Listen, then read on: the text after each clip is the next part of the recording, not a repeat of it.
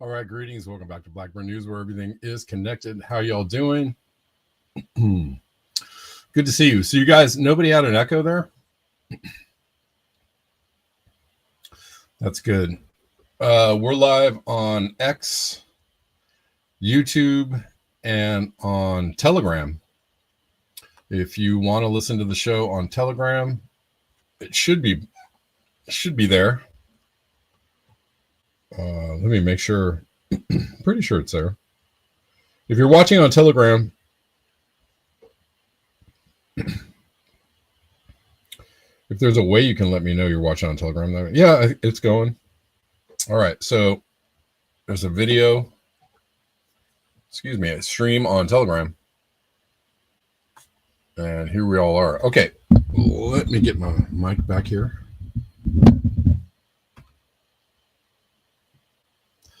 And lots to talk about as usual.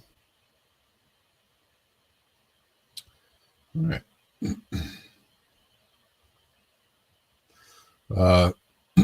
Mount Etna blew her top today. And the footage is pretty remarkable. Where are we? So we'll just show this off the top.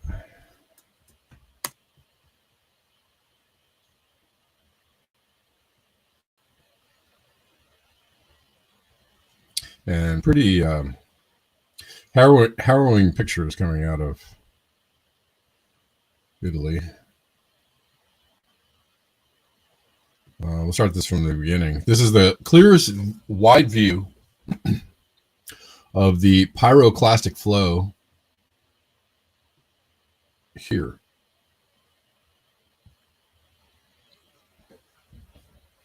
That is crazy looking.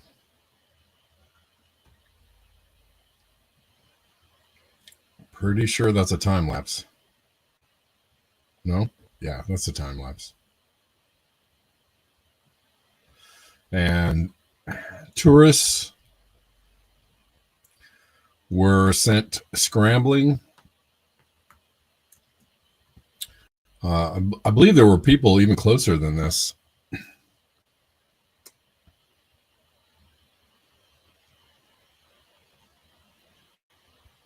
But obviously this would not be fun to be so close.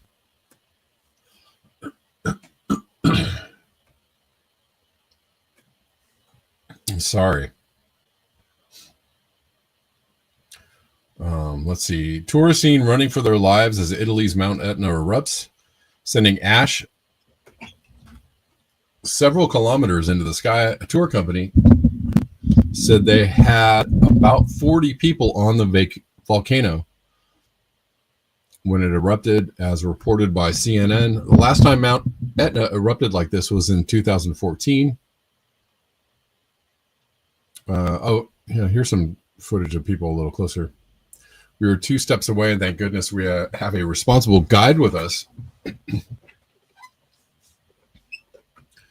Guide Giuseppe Panfalo told CNN. It arrived all at once, an immense smoke, immense roar. Sorry, so I've been reading this. We'll just watch this a little bit. So people running down the mountain.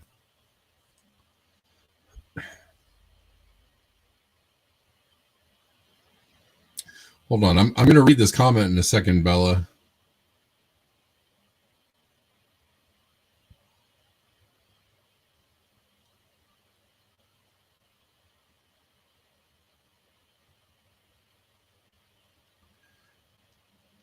If you're listening on Telegram, let me know how the experience was for you. Leave a comment in the Telegram chat, please. Got wild footage out of Italy, Mount Etna.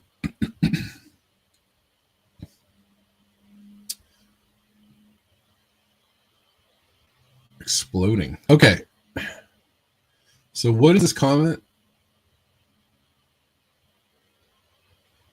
What happened? Did Environmental Coffee House did they get sacked from YouTube?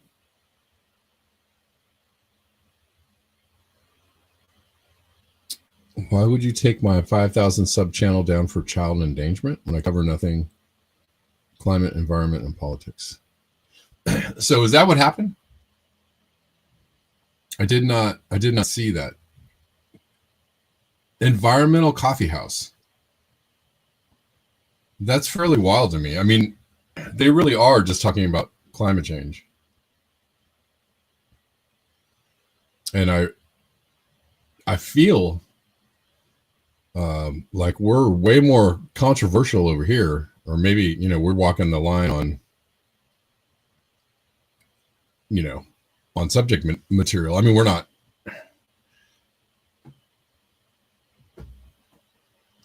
not super dangerous. We're not dangerous, but we cover some things that might be outside the box for sure.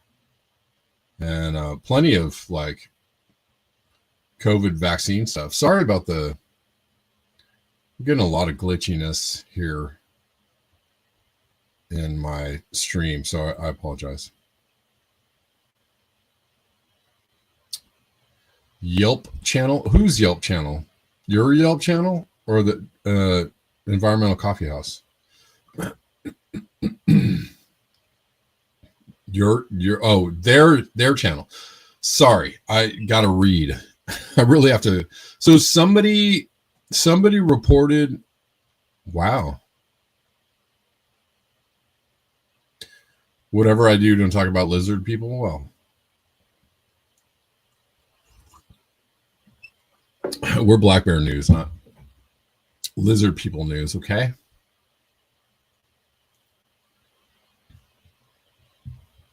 We were on the weather and climate live stream, and I think someone there reported her. Weird. Okay. Man, that really sucks. I'm sorry, Sandy. If you're listening, if you're out there, that is some bullshit. And we all know that. I hope they give you your channel back. Yeah, I don't know what to do personally because I feel like my options are shrinking.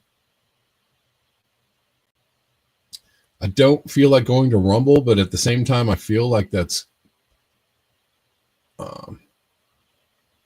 one of the more high profile like YouTube alternatives out there. I was thinking about it today. I really dislike Rumble, but so many people stream there, maybe without glee or passion, but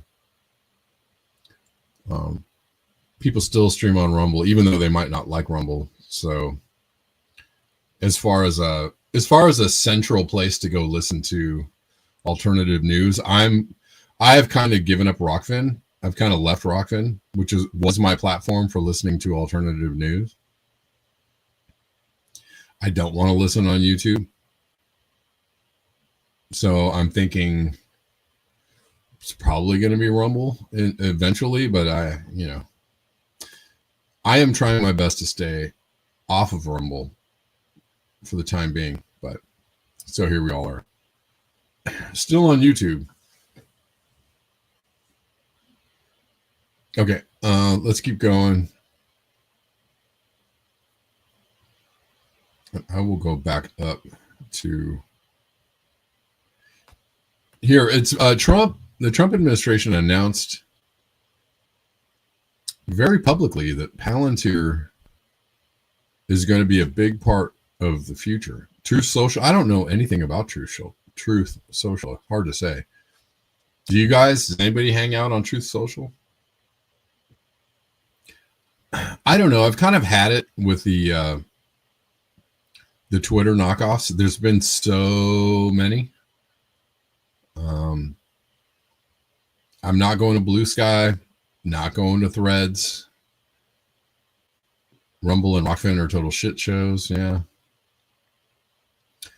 Yeah, I just don't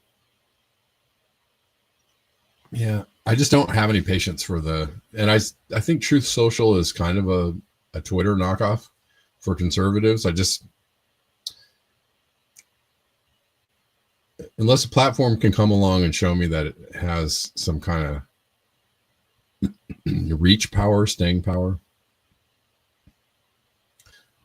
I almost thought about Blue Sky just because there's a lot of people going over there, but I feel like it's very liberal. And I feel, honestly, you're going to disagree. I'm sure people are going to disagree with me, but I feel like there's a balance of, I don't think it's all conservatives on X. There are quite a few liberals on X still, even though they seem to have swung more to the conservative side. But I feel like it's still, the problem with X is that if you're talking about the truth in a balanced way, if you are neither right nor left, those are the people that get stomped on X. If you don't cater to one silo or the other, that's when you're really going to get shadow banned on X. But if you're solidly liberal or solidly climate change or solidly right wing, you're fine. You're good as long as you cater to one crowd and one thought narrative. You're going to be fine on X. You'll be great.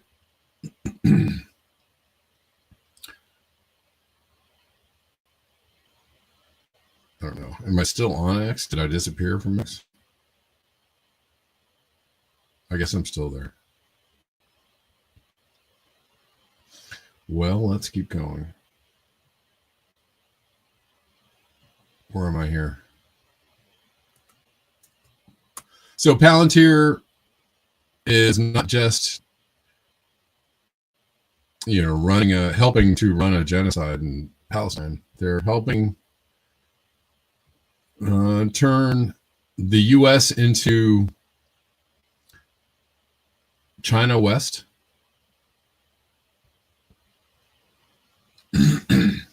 For all the tough talk about how China is bad and we don't like China, we really love their whole social credit score thing. Coming soon to America thanks to Trump's partnership with Palantir. Do you get it now? And we're gonna, we'll talk just a little bit about this. Has been foretold by Whitney Webb, Catherine Austin Fitts, Ryan Christian, people. Seven C's seems to talk about this a lot. All kinds of people are talking about how the Trump administration is going to usher in the new technocracy. So it's just a bit on this. Companies are experimenting with the algorithms to help the government create the new national social credit system. The government also has pilot projects. In one, citizens are required to do hours of unpaid work to get benefits. And scores are docked for things like littering, a messy yard, gossip, even jaywalking. Video of offenders is shown on the local news. And information collectors like Jo Ai-Ni are paid to report on their neighbors. Her quota, 10 entries a month. Like the man who carried a drunk person home. A good deed, she says. Good social credit gets rewarded with perks like cheap loans and travel deals. But a bad score means public shame and worse. Huang Hui-jun lost a court case and didn't pay. Now he's on a government blacklist. I can't buy airplane or train tickets, he says, and the list goes on. Being discredited makes it hard to get a job or put kids in top schools. The social credit system will go nationwide next year, and few here are willing to criticize it. Something that may pose a risk itself for a bad score and the life that comes with it. Janice Mack. Yeah, so not only is there every indication, there's actually just a straight up admission by the Trump administration that Palantir is going to be merging. They're already, working with the CIA. And if they're working with the CIA, they're working with the NSA, the DHS, on and on, all the list. The list of the 17 intelligence agencies, they're up in all of it. Nina Turner, remember her? I don't care if you are Democrat, Republican, Libertarian, or Green. We all must come together and agree that the federal government shouldn't be creating a database to surveil Americans. And here's one headline. Trump appears to be building an unprecedented spy machine that can track Americans. New report shines light on contracts with tech company Palantir, which could create data profiles of Americans to surveil and harass them.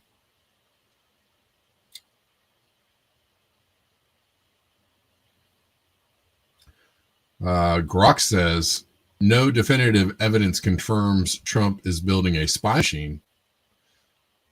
The administration has expanded Palantir's role with a $113 million in contracts and a March 2025 executive order for federal data sharing, including DHS and IRS data.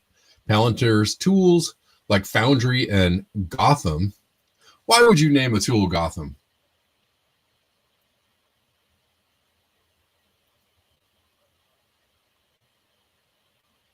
Could enable surveillance, but they claim to only process data under agency control. Civil liberties groups warn of privacy risks due to lack of oversight. The intent and scope remain unclear, balancing security and privacy concerns. There is also new oversight on transactions on payment apps like PayPal, Zelle, Venmo, CashApp. There is going to be expanded surveillance and monitoring by government agencies on these apps. So just be forewarned if you are conducting business on these apps.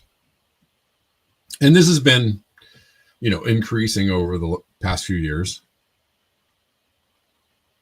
Grok is poisoning Memphis. Yes, I saw that.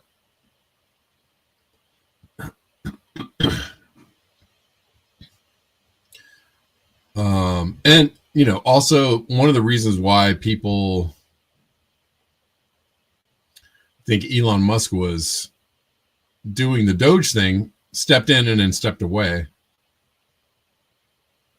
was that he was enabling, if anything, enabling the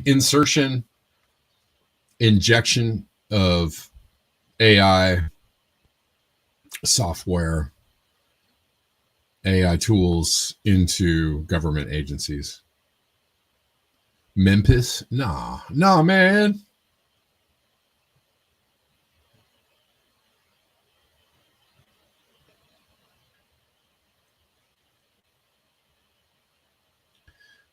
All right.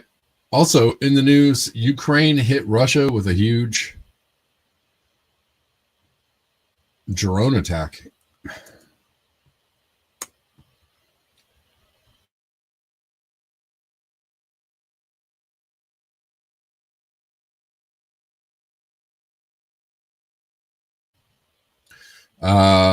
This was yesterday. One of the most sophisticated drone attacks in history. Zelensky is pushing Putin to act.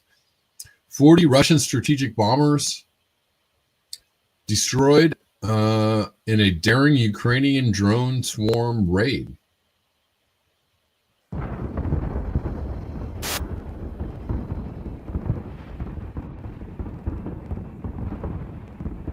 And this is shaken international relations. Why wouldn't it? Are people likening this to Pearl Harbor?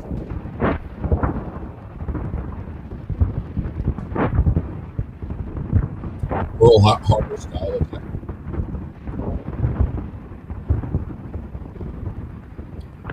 A very sophisticated, coordinated sneak attack.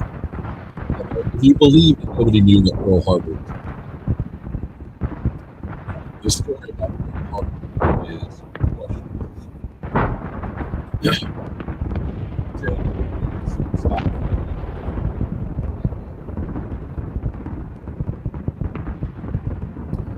right on. No way out it.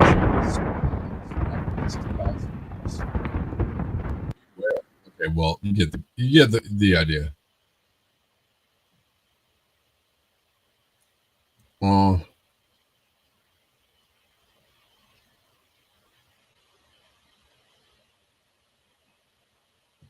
From Michael Tracy.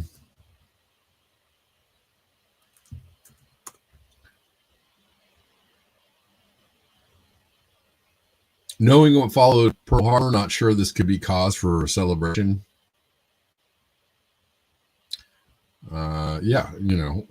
What happened after Pearl Harbor? The United States was drawn into World War II. Ukraine wipes out dozens of Russian doomsday nuclear bombers in massive surprise attack. Kiev calls it the Russian Pearl Harbor. So there's a lot of fallout from this. There's also peace talks going on in Istanbul between Russia and Ukraine. And obviously, I don't know how this helps. They're in the middle of peace talks. And Ukraine launches a major attack on Russia. The United States has warned European allies that Russia is preparing a disproportionate response to today's attack on air bases. So maybe we've heard this before. Not saying that it can't happen, won't happen, and people shouldn't be prepared, but there's been a lot of this escalation talk over the last few years, even while they're saying they're trying to reach a deal on a ceasefire. This is Keir Starmer telling the people of the UK that they are in a wartime footing. Luke Rudowski calls it insanity correctly. And today, following through on this review, I want to set out 3 fundamental changes that we're going to deliver. First, we are moving to warfighting readiness as the central purpose of our armed forces. When we are being directly threatened by states with advanced military forces, the most effective way to deter them is to be ready. And frankly, to show them that we're ready, to deliver peace through strength. Now, Britain has the finest servicemen and women in the world. We're showing them the respect that they deserve by delivering the biggest armed forces pay rise in 20 years. And by pledging today right on script, we will end the hollowing out of our armed forces. We'll build a fighting force that is more integrated, more ready, more lethal than ever, backed by a stronger strategic reserve, fully trained and ready to mobilize at any time. Kill, kill, kill, be ready to kill. I mean, this is, your standard issue military rah-rah. Let's build more weapons because national security, we got to support our troops, blah, blah, blah, blah, blah, blah, blah, blah, blah. He doesn't sound any different from Trump, who doesn't sound any different from Biden, who doesn't sound any different from Trump, who doesn't sound any different from Obama, who doesn't sound any different from Bush. They all sound the same. It's all the same speech.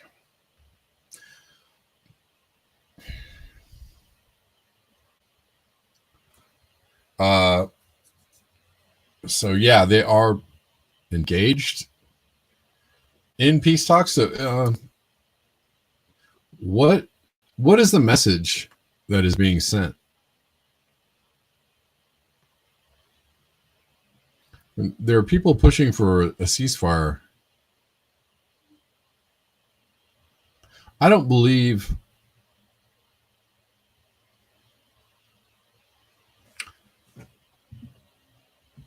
I don't believe that Trump is really a proponent of peace, even though lots of people talk about him as if he's the one that, I'm sick of it.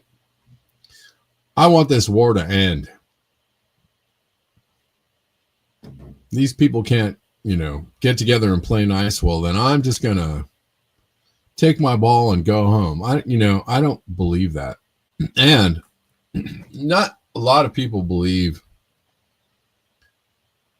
that the drone attack was just Ukraine's, little sortie on the Russian people. That they just did it all by themselves without the U.S.'s knowledge. Yeah, not so much. Seems far-fetched.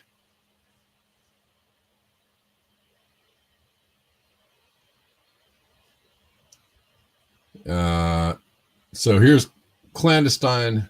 All right, so Ukraine just launched a massive drone terror attack on Russian air bases when tomorrow Zelensky is sending a delegation to Istanbul for supposed ceasefire talks. The Trump admin confirmed they were not informed of this attack. Zelensky continues to sabotage any attempts at resolving the situation diplomatically. He continues to provoke Putin and allegedly tried to take Putin's life via drone attack on his helicopter. Maybe now Trump will understand why it is Putin has been striking the hell out of Ukraine, because Zelensky continues to play games in the hopes of dragging NATO into the conflict directly to fight Russia for them. The odds of a peace deal happening just went down dramatically. I don't see why not. And I'm not sure how much longer Putin is going to tolerate this. Zelensky has never had any intentions of ending this war peacefully, because when it ends, he is a dead man, and he knows it. Now all eyes move to Trump to see how he responds to this attack. Hopefully this event will be a straw that breaks the camel's back and give Trump's the optics to go scorched earth on Zelensky. Don't hold your breath, bro. This is just his part of the play, which is to be like, I want peace and this can't keep going on. But he came out the other day and said Putin was a crazy kook and he's a different man and he's changed and he's just a killer. Where did we hear that before?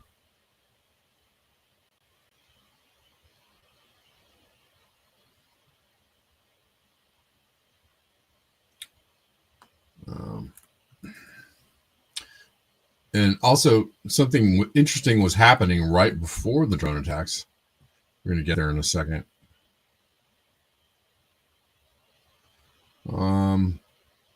More from clandestine. Russia demands have not changed. They want Ukraine to stay out of NATO, demilitarization, denazification, the 4 eastern oblasts, and full end to the conflict. Ukraine continues to refuse. They want a temporary 30-day ceasefire to resupply. Why would anybody agree? Sure, yeah, get some more weapons together, guys. We'll stop bombing you so you can resupply. All right. Tell me how that makes sense. NATO membership, which would immediately initiate a full-scale World War III. That's not going to happen. And they want all their land back that Russia occupies. Anyways, despite whatever the media says, Russia has been in a dominant position the entire time. And Ukraine has zero leverage whatsoever. Putin does not have to make any concessions, etc., etc.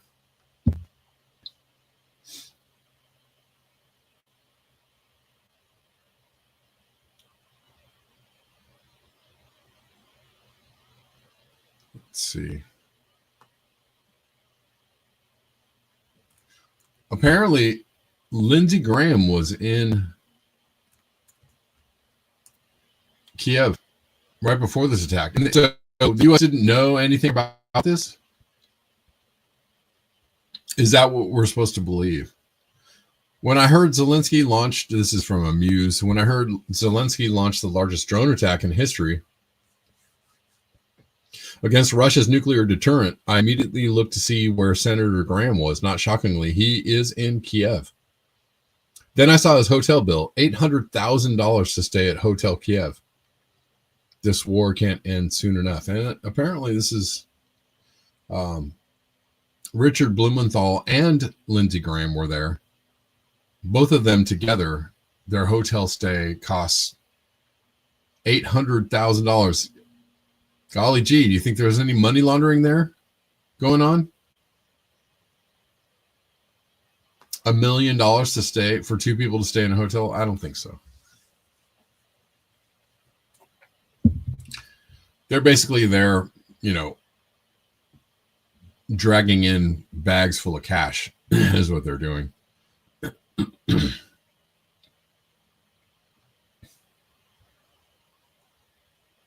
Shocking exclusive, Lindsey Graham and Richard Blumenthal's lavish Kiev hotel bills exposed. So,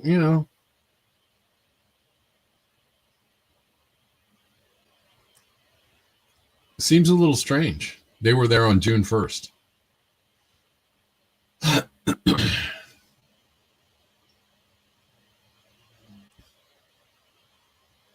Don't you?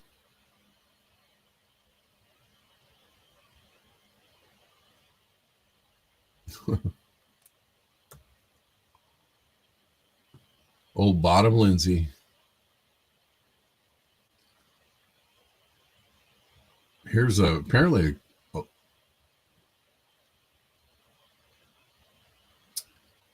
a copy of their hotel bills as listed on usaspending.gov. That's wild. $403,000 for a hotel stay. The Coke isn't itemized. No, certainly isn't.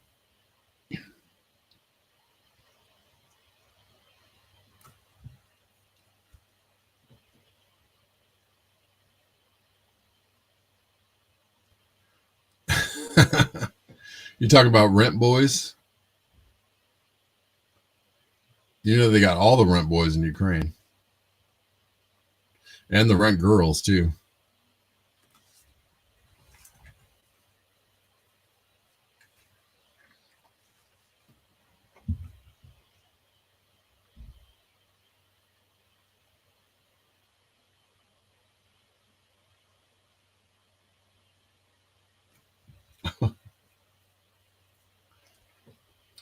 You know what was weird is when the Ukraine war started, on Facebook, they had ads for Ukrainian brides. I was like, can you guys not be so dang obvious? Ah, jeez. If you're watching on X, like it up, repost, whatever. If you're watching on YouTube, like it up, share, etc. I don't know if you can do that on Telegram, but if you're watching on Telegram, like leave me a comment and continue watching, or join the Telegram chat. That's another venue for watching the show. For now, that's t.me/Black Bear News Chat.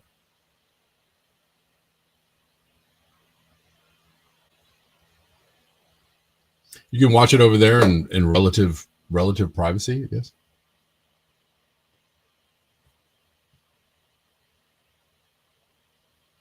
What else is happening?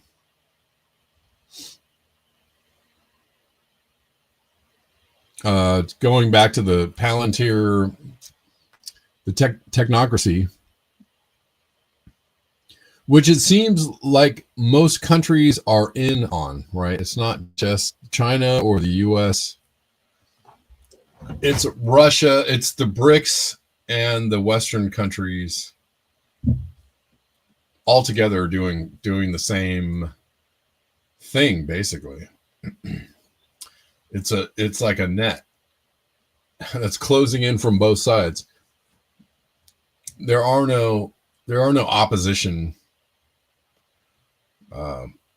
global opposition groups as of yet, unless you're talking about indigenous tribes. But the BRICS is not is a controlled opposition, from what it looks like. 7 Seas, the tokenization of everything is approaching. If you haven't watched his Lies and Ties and his webs, it's pretty good. Pretty good stuff. The tokenization of everything is approaching. It starts with stocks and bonds. Eventually, every strawberry at the grocery store will have a token ID. They kind of do already. I mean, everything has a URL.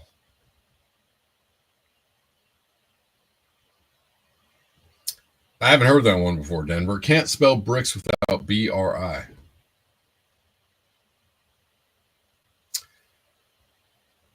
Yeah, everything has a barcode, a URL. That's just a front runner.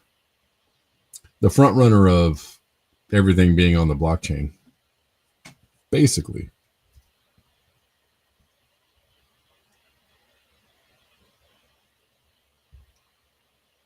But what is he retweeting here? Just in, Russia's largest bank, Saber Bank, launches structured bonds linked to Bitcoin. I mean, it's not a stretch. Somebody says this later leads to soul bonds and soul-bound tokens.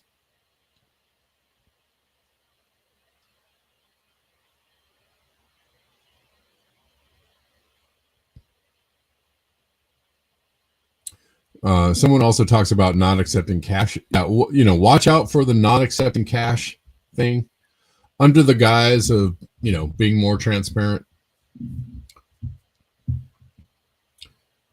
They're limiting the ability to use cash in places. So I strongly encourage people to do your shopping in cash wherever you can. And, insist on paying in cash if you can. It just kind of makes it, if people continue to use cash, it makes it harder for them to go all digital. I know Apple Pay is real easy. I know cards are real easy and all that. And tapping is real easy. I understand that. Yes, sir. Paying coins. I've got some coins from the fountain.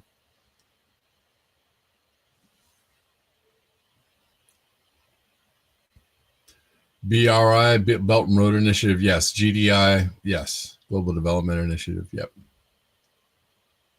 I know, Deline, it doesn't make any sense, right? It's a convenience fee, right? There's convenience fees all over the place when you use digital money. That's the other thing about cash. Somebody did a really good video that showed how if you use cash, you actually retain more of the value of your money. When you use digital, either cards or payment platforms, you lose a lot of the value of your money in fees. One of the there are ways to get around it, and I think it's good to try and do, right? You can send money as a friend or a gift, right, on a lot of platforms. Zelle doesn't charge any fees, so that's, that's cool.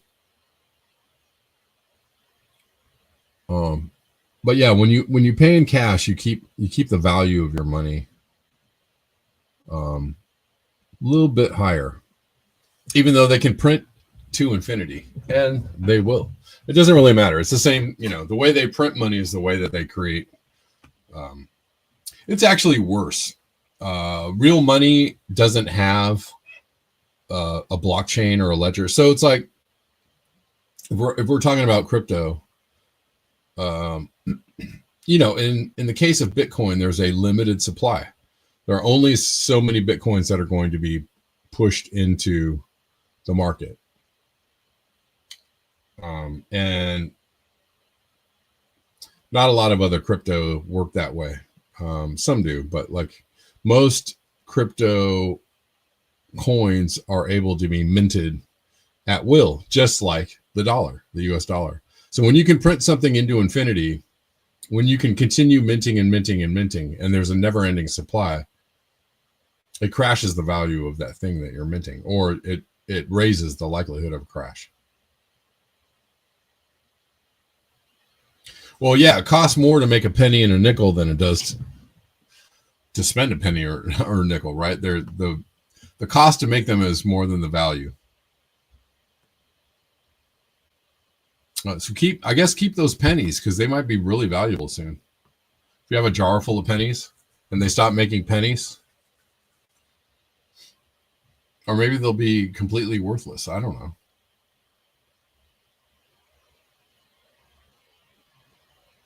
But I imagine people might want pennies.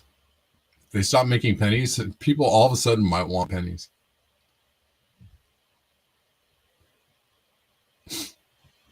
Because why? Because they will be a limited supply. It will be a coin. I don't know if they'd probably have to remove them from being legal tender to really make them worthless.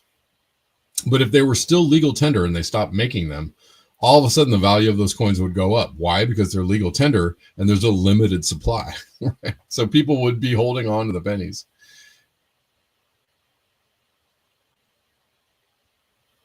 Dogecoin has gone down. Yeah, Dogecoin never really panned out. as a cryptocurrency. Solana has done much better.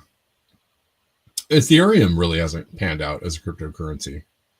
Bitcoin's done better. Solana's done better. Some other coins have done better.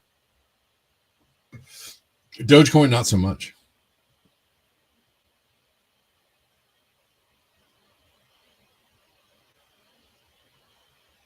Yeah, maybe save your pennies.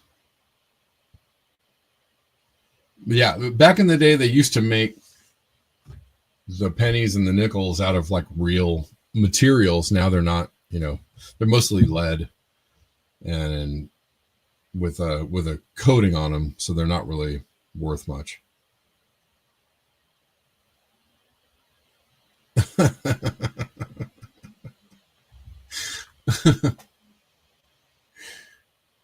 Oh, zinc, right. Bella, you're right. Zinc. Now, lead would be unhealthy, I guess. But I don't know how healthy is zinc. Not sure.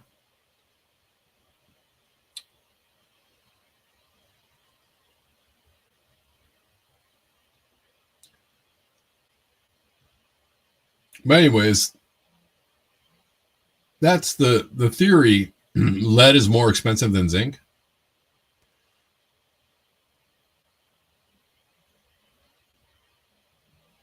Okay, good to know. I used to have a friend that sold metals. It was a huge market. And it used to be like a metals broker.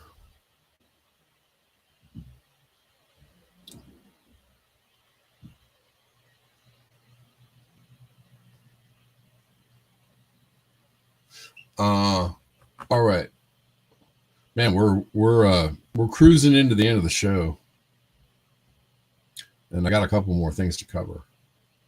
It looks like there was another false flag type thing going on in Boulder, Colorado, and this is kind of a wild, unbelievable story. But the reaction is what they're looking for.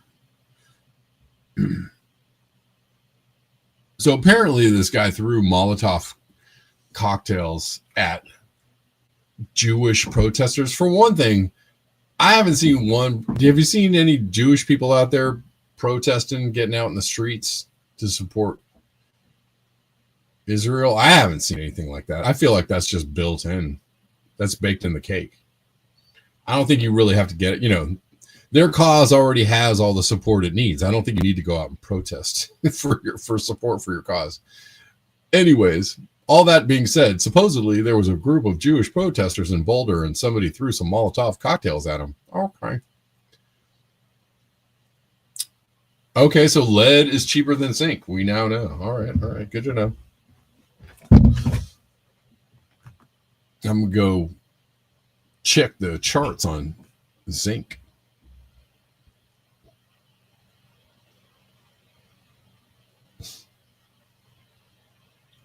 Anyways, Trump says yesterday's horrific attack in Boulder, Colorado will not be tolerated in the United States of America, or the United States of Israel for that matter. He came in through Biden's ridiculous open border policy, of course. Of course he did, which has hurt our country so badly. He must go out under the Trump policy. Acts of terrorism will be prosecuted to the fullest extent of the law. This is yet another example of why we must keep our borders secure and deport illegal anti-American radicals from our homeland, from the Deutschland.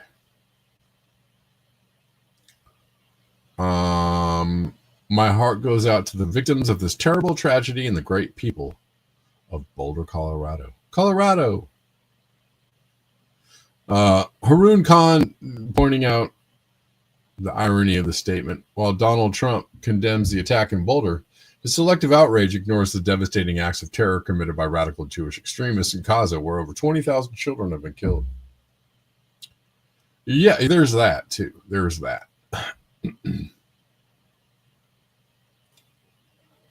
True leadership demands addressing all acts of terror, not just those that fit a particular narrative, and prioritizing global justice over political agendas. Well, yeah, man, that would assume that we have people who are not bought, sold, and paid for running the country. But hey, that's a little too much to ask.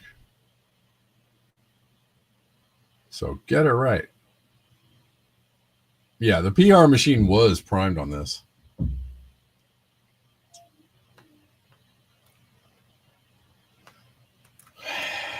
And yeah, the other one, the last one was called out so quickly. I guess they felt like they needed to do it again.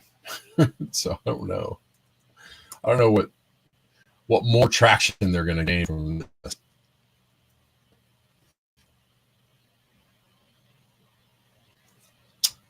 Boulder, Colorado authorities have arrested a man by the name of Muhammad Solomon in connection with a possible terror attack on a group of Jews. Solomon, a group of Jews, protesting for the right to defend themselves or something. I don't know. Solomon was said to have dressed up as a landscaper when he threw Molotov cocktails at the group, burning several, including children. Do you see anybody on fire? I don't know. Just wait for it. Wait for it. I don't know. We'll watch this. Stay. I can't really see you. Sorry.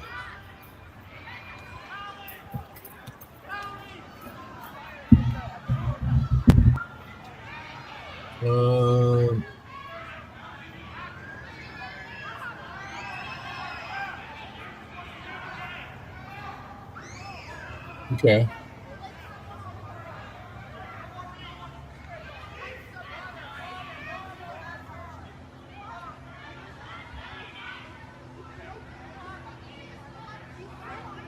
There's the guy in the back just walking around. That's what this guy is, just walking around.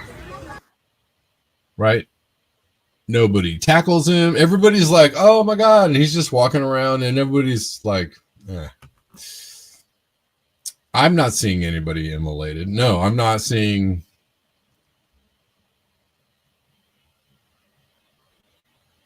Solo Man. Yes. Solomon is a Jewish name.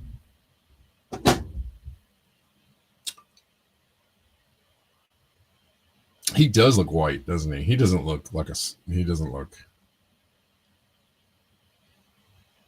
I don't know. It is a weird scene. I couldn't really see anything, much of anything happening. It's hard to gauge what's really going on there. But this is the story that they're telling us. And of course, people are picking this one apart pretty quickly.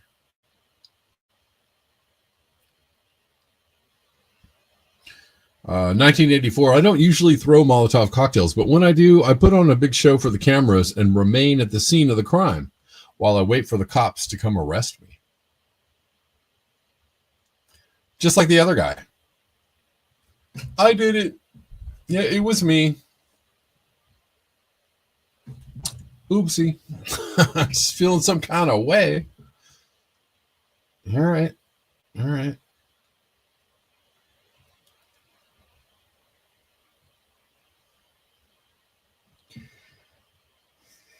And apparently Kash Patel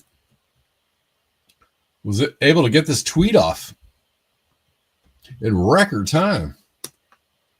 I'm not really sure about the timeline on this. I can't really figure out the timeline on this tweet. Anyways, 1984. How long do you think it took for Kash Patel to get the call? Think of what to say and write this tweet. 1 minute, 2 minutes, 3 minutes.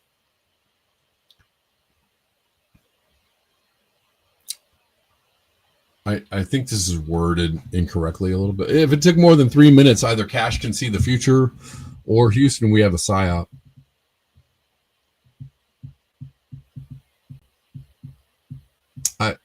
Anyways, apparently,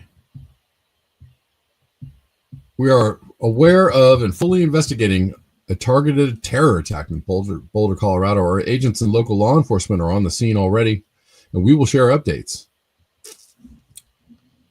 as more information becomes available. I think he's saying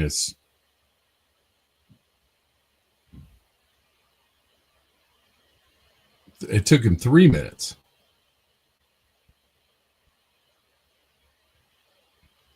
to call it a targeted terrorist attack. 3 minutes.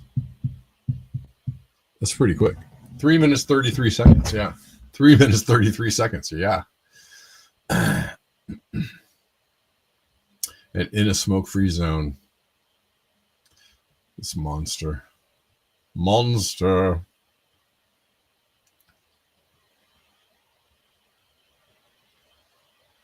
Guys, if you like the show coming to you for free Monday through Friday, if you like the news that it brings and hanging with the chat, doing all those kind of things, consider supporting the show as it needs your support. There are lots of ways to do it. There are links in the description box on YouTube. On X, there's a link tree. Telegram, I don't know. Should probably put a link tree somewhere on Telegram, I guess. Yeah, all the usual places are there. Venmo, CashApp, PayPal, Zelle, Buy Me a Coffee, Ko-Fi, Patreon, Substack, etc., etc. Lots of y'all support the show already. You know who you are. And I do appreciate you.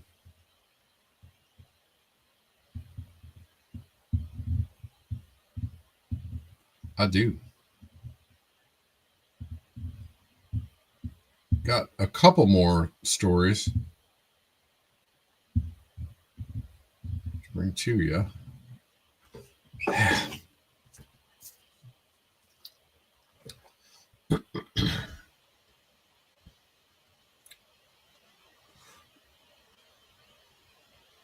China and Japan have issued a warning to Israel. You touch our diplomats, you will be erased. Apparently, they made a coordinated statement, but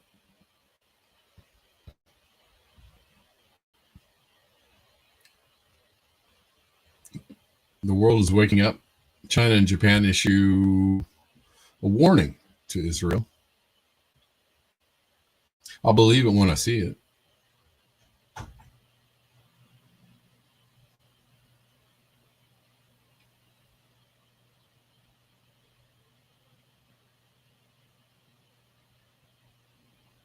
And Matt Miller, you remember him, former spoke zombie for the White House, admitting that Israel is creating, from Sam Husseini, Miller's story now, he was just following orders. Jawohl. For some reason, he never resigned from a job that made him lie in front of the world every day in support of genocide, crimes against humanity, and war crimes. He's still lying. Obviously, Israel criminality has been systemic, and the investigations are a farce. He even lied about what he knew. Like when he claimed to me that he didn't know about the Hannibal Directive. It's a pretty famous exchange there from Sam Husseini and Matt Miller, who looks like Count Dracula. Do you think what's going on in Gaza now is a genocide? I don't think it's a genocide, but I think I think it is without a doubt true that Israel has committed war crimes. You wouldn't have said that at the podium. Yeah, look, because when you're at the podium, you're not expressing your personal opinion. You're expressing the conclusions of the United States government. The United States government had not concluded that they've committed war crimes. Still have not concluded that. But your personal view is they have. And they were while you were there. But let me qualify that. There are two ways to think about the commission of war crimes. One is if the state has pursued a policy to deliberately committing war crimes or is acting reckless in a way that aids and abets war crimes, if the state is committing war crimes, and that I think is an open question. I think what is almost certainly not an open question is that there have been individual incidents that have been war crimes where Israeli soldiers, members of the Israeli military, have committed war crimes. And we do know that Israel has opened investigations, but look, we are many months into those investigations and we're not seeing Israeli soldiers held accountable. So ultimately, in almost every major conflict, including conflicts prosecuted by democracies, you will see individual members of the militaries commit war crimes. And the way you judge a democracy is whether they hold those people accountable. But Israel hasn't. That's my point, right. Is we have not yet seen them hold sufficient numbers of the military accountable, and I think it's an open question whether they're going to. Okay.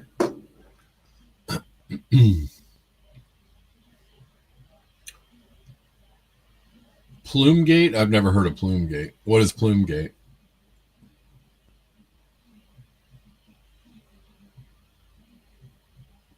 Never heard of it.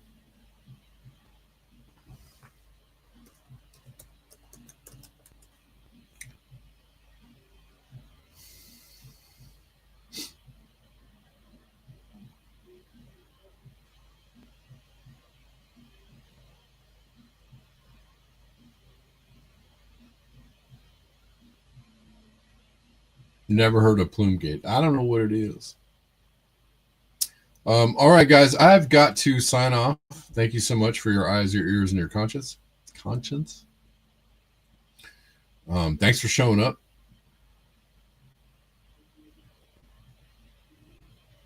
Thanks for being here, as always.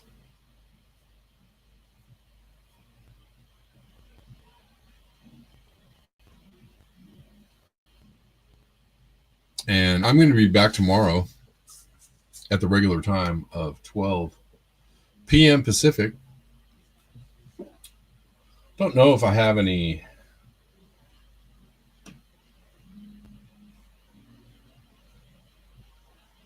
donations to speak of today.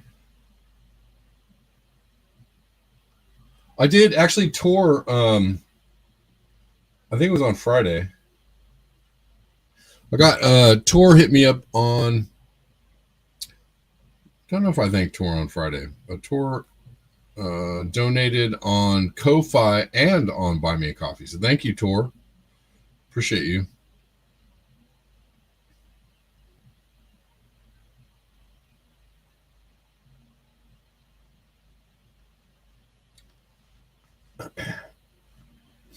Okay. Michael Rupert is involved. You've got my interest piqued.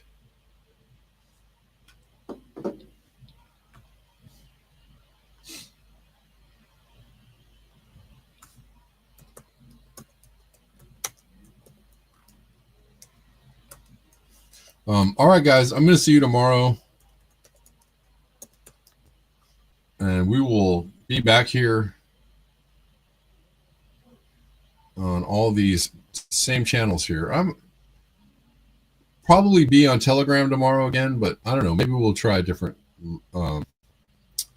destination. Not sure.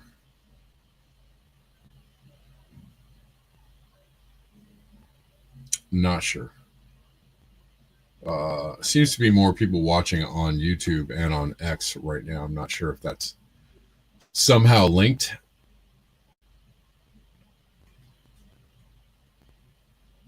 But you know, I'll take it. Thanks for watching. If you know, wherever you're watching on, wherever you're viewing the show, I appreciate you. Please remember to like and share and all that kind of good stuff. And we'll see you tomorrow. Thanks, guys. Peace out.